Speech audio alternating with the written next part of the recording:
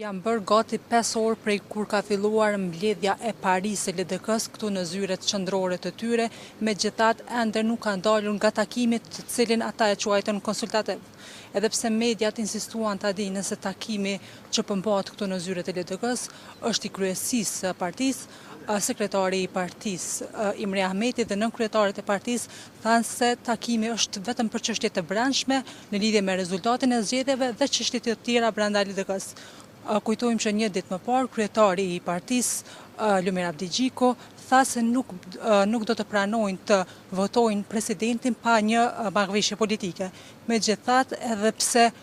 kryetari Lumir Abdigjiku pas rezultatit të dobët të zgjedhjeve të 28 dhjetorit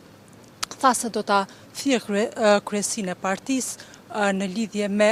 rezultatin e zgjedhjeve, duke vënë në tavolinë kështu edhe mundësinë për dorëheqjen e tij, megjithatë ende nuk ka ndodhur një gjë e tillë. Ai tha se një mbledhje të tillë do ta thirrë pas certifikimit të zgjedhjeve. Megjithatë, kjo mbledhje në të cilën ende nuk dihet se çka po flitet, sipas